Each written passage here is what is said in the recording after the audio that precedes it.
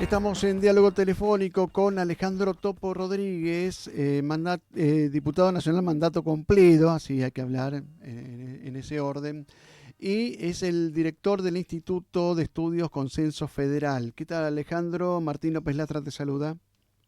¿Qué tal, Martín? Muchas gracias por la posibilidad de dialogar esta tarde. No, Gracias. muchas gracias a vos. Justamente hacía rato que queríamos tomar contacto con vos a raíz de que, bueno, sos un visionario respecto de las cosas que vas diciendo en materia económica y ese optimismo que tenés respecto de que el DNU finalmente no se va a aprobar. Lo dijiste con muchísima entereza y firmeza hace como un mes y pico y bueno, imagino que seguís manteniendo, ¿no? Esa idea. Sí, nosotros estamos haciendo un trabajo sistemático de seguimiento de las políticas del gobierno nacional desde nuestro Instituto Consenso Federal. Ujú, Y ya a fines de febrero planteamos que irremediablemente el DNU 70-2023 va a ser rechazado por el Congreso de la Nación. ujú, Hace ya unas semanas fue rechazado por el Senado de la Nación y seguimos creyendo firmemente que va a hacer lo propio la Cámara de Diputados de la Nación, ujú, por varias razones.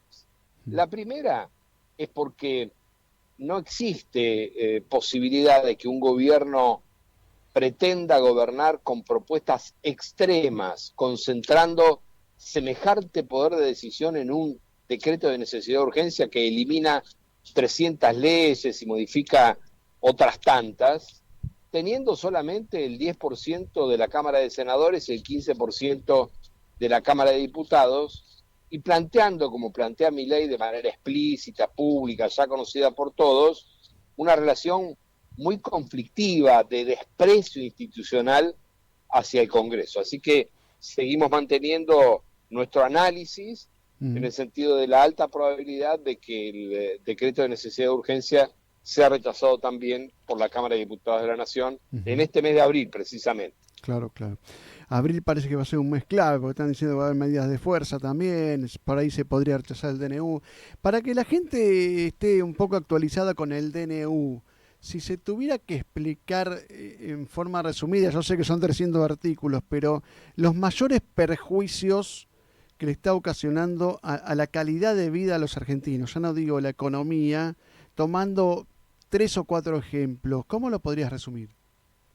Lo primero que hay que consignar es que, aunque no se vea, tiene impacto en la calidad institucional. Un Mm, gobierno de un país que tiene un sistema republicano, mm, cuyo poder ejecutivo se arroga el derecho a eliminar 300 leyes de un plumazo, sin que la opinión pública sepa ni siquiera cuáles son las 10 principales, porque hay realmente una enorme cantidad de modificaciones, mm, o que por un decreto de necesidad de urgencia el gobierno decida liberar el precio del servicio de salud prepaga, mm. o derogar la ley de alquileres bajo el supuesto o la convicción de que la ley de alquileres no había funcionado, dijo mi ley, o Sí. había funcionado mal. Mm, Pero esa ley tenía apenas 4 o 5 meses de aprobada. No era la vieja ley, claro. era una ley nueva. Mm, Por lo tanto, claro que un gobierno tiene derecho a pretender cambiar algo de lo que existe, pero mm, lo mínimo que corresponde es evaluar cómo funciona. En claro. todo caso, había una necesidad de dialogar, evaluar la performance o el comportamiento de esa ley. Ujú, Hay aspectos que no tocan la vida cotidiana de todos los argentinos, pero que son muy importantes. mm, Por ejemplo, la ley de tierras, claro. que le pone un límite a la tenencia por parte de extranjeros de tierras en la Argentina, que es un tipo de regulación que existe en todo el mundo. Sí. Obviamente, ninguno de nosotros, la enorme mayoría de la ciudadanía, no va a estar permanentemente controlando cómo se aplica la ley de tierra, pero es muy importante para Mm, la Argentina. claro. Bien, en ese marco, por el decreto en sí y por el antecedente que genera de darle superpoderes a un presidente en el marco de un sistema democrático, es razonable es bueno desde el punto de vista de la calidad institucional que el Poder Ejecutivo se quede sin la herramienta que le permitió volar de un plumazo 300 leyes y modificar 300 más, y que esté democráticamente obligado a discutir proyecto por proyecto con el Congreso de la Nación, que por lo demás tiene una representación de hombres y mujeres equilibrados, razonables, con los que seguramente podrá discutir, pero también llegará a acuerdos. Y de eso se trata el funcionamiento de la democracia. Claro, claro. Y yo me ponía a pensar con el tema, me parece que el DNU sensibilizó respecto al debate de superpoderes, porque, por ejemplo, a distintos gobiernos se les ha dado superpoderes, pero supongo que alguien que estaba en el recinto y vio lo que es el DNU, que estaban dispuestos a borrar de un plumazo 300 leyes, dice, le vamos a dar además superpoderes. Yo no sé si vos hubieras estado en el recinto, si hubieras adoptado ese mismo criterio. Efectivamente es muy difícil, yo creo que no es nada conveniente, además del decreto de necesidad de urgencia que todavía tiene vigencia, darle delegación de poderes al Poder Ejecutivo, como todavía sigue insistiendo a través de un documento que se va a presentar en las próximas horas o en los próximos días, que es la denominada nueva ley bases o la nueva ley ómnibus o la que llaman también ley ómnibus abreviada. Allí Sí, todavía el presidente de la Nación le pide al Congreso que le delegue facultades en materia económica, financiera, administrativa y energética. claro, claro. Repito, económica, financiera, administrativa y energética. Es decir, que puede tomar prácticamente cualquier decisión importante, salvo aumentar impuestos, modificar la legislación en materia penal, modificar el régimen de partidos políticos o cuestiones electorales. Pero en realidad tiene un espectro de decisión muy amplio que el Congreso no debe cederle al Poder Ejecutivo. Ahora, eso no quiere decir que no discutan constructivamente el Poder Ejecutivo y el Congreso para ir aprobando o modificando leyes nuevas o normas ya existentes. Es totalmente razonable. Claro, claro. Vos como sabés mucho de economía, vamos a aprovechar de tus conocimientos respecto de esta coyuntura tan especial, porque me parece que Javier Milei le gusta, no vamos a descubrir la pólvora con esto, le gusta jugar al todo o nada, apuesta a plenos todos los días, y este tema de, por ejemplo, lograr un equilibrio fiscal, poder dolarizar, poder hacer tantas cosas, ¿cómo estás viendo eso? Bueno, es importante, Martín, resaltar, y yo agradezco tu generosidad, que yo no soy experto en economía, pero trato de informarme y de leer y consultar a los que saben. Mm, En ese sentido, parece existir un consenso hacia la afirmación tajante de que Milei no tiene equilibrio fiscal. mm, Ha dibujado un equilibrio fiscal que es ficticio. mm, ¿Por qué se dice que no lo tiene? Porque muestra un déficit cero sin haber pagado gran parte de las cuentas que tenía que pagar. claro. Por ejemplo, Milei eliminó el Fondo Nacional de Incentivo Docente, eliminó el Fondo Nacional para la compensación del transporte de colectivo en el interior del país, Mm, dejó de asumir el compromiso de financiar mensualmente el déficit actualizado de las cajas de jubilaciones provinciales. mm, En claro. términos generales, redujo un 77% las transferencias a las provincias, un 87% las inversiones de capital, y se sostiene que hay aproximadamente un 38% de ajuste en las remuneraciones o los ingresos a jubilados y pensionados. Es Claro. decir, que en rigor lo que Milei hizo fue dejar de pagar. Por Mm, eso, al dejar de pagar, le queda plata en la caja. Y al quedarle plata en la caja, lo que Milei nos quiere hacer creer es que no tiene déficit. Pero en sí, realidad lo que ha hecho es no cumplir con sus obligaciones. claro, Por claro. eso se habla de en qué medida es sustentable Mm, ese equilibrio fiscal. Y hoy claramente no lo es. mm, Por otro lado, mm, hay un impacto no fiscal, no financiero, sino de la economía real, de la vida de las personas diariamente, que tiene este ajuste, y es, bajan, las ventas en la farmacia. El primer mes de gobierno de Milei se vendió 45% menos en farmacia. Claro. Baja la venta de alimentos. El primer mes se vendieron 37,1% menos de alimentos y bebidas. Eso significa que la sociedad en su conjunto consume menos remedio y menos alimentos. Las dos cosas básicas para la supervivencia, comer y Sí, tratar de curarse o no enfermarse. claro. Ahora, esto también tiene un correlato en la actividad económica, la denominada capacidad instalada de la industria, es decir, cuánto pueden producir las máquinas, los equipos y las instalaciones que hoy tengo vigentes. Bueno, pueden producir el 100% de su capacidad. Mm, Hasta ahora están produciendo al 54% de su capacidad. Y claro. en algunos sectores, por ejemplo metalmecánica, no usan Mm, el 74% de su capacidad instalada. Algo similar pasa en la industria automotriz.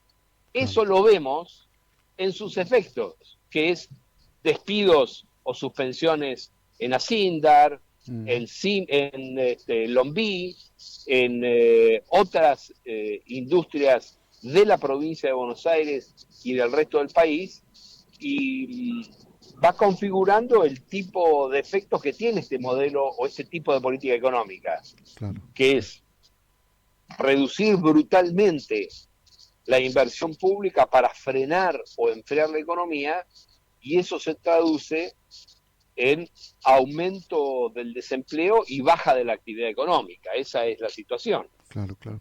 Y como dice el dicho, éramos pocos y parió la abuela. Si tuviéramos que agregar alguna mala noticia más, se viene el tema de las tarifas con el subsidio recortado, por así decirlo. Vos publicaste recientemente en Twitter lo que es la novedad en materia de gas. Yo reconozco que, por ejemplo, en mi caso no me llegó tanto el gas, pero sí la luz, con un fuerte aumento.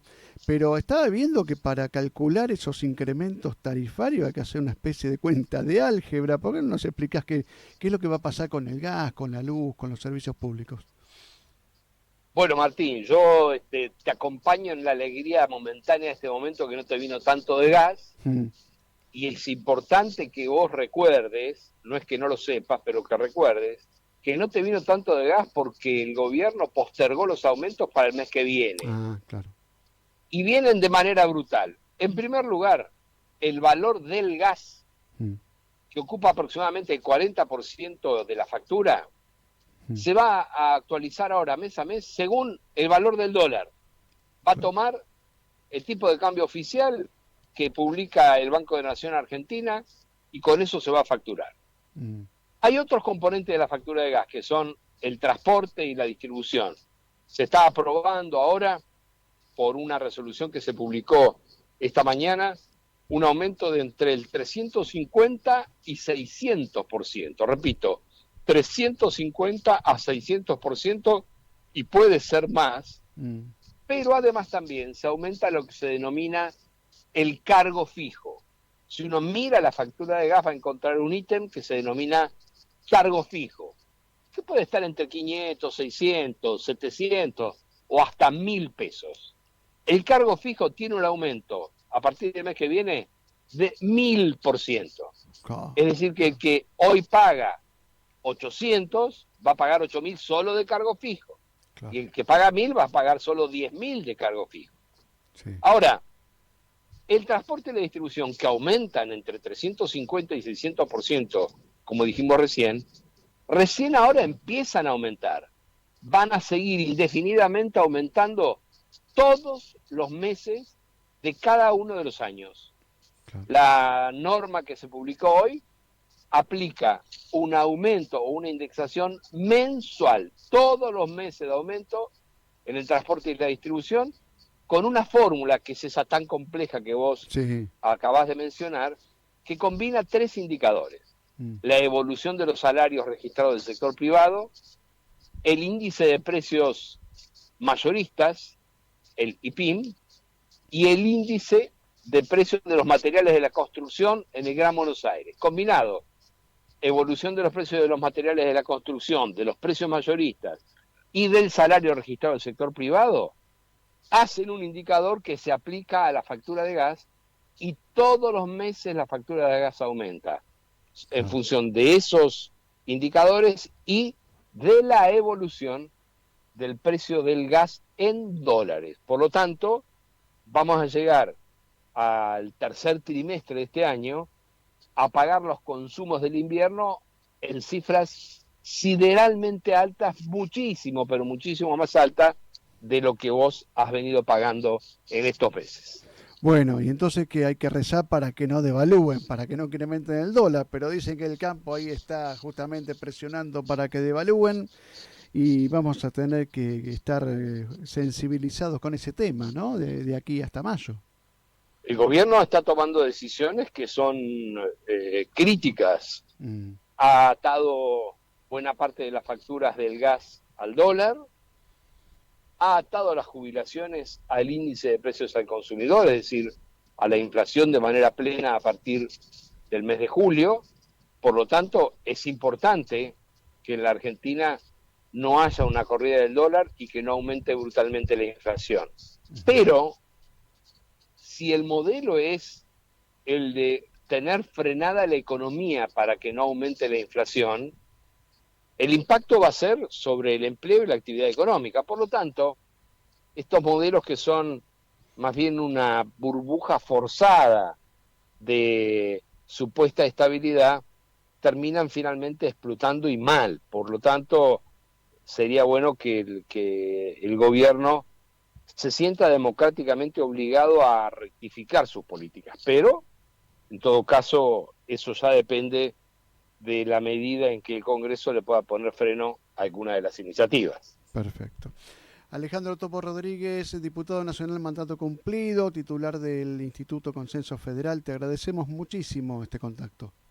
Gracias a vos, y te quito solo un Sí, segundo nada cómo más, no, sí. te propongo que eliminemos lo de mandato cumplido. Ajá, Qué feo que qué queda, feo ¿no? queda, ¿no? Imaginemos el Vicente Pernía, Oh, sí, nos un unimos gran ahí. defensor de derecho Totalmente, sí. de Boca Juniors, después corredor de automovilismo, que diga jugador de Boca, mandato Queda cumplido. feo, tenés razón, tenés Es razón. un exjugador. No, Vamos, pero perdón, perdón, sí. perdón.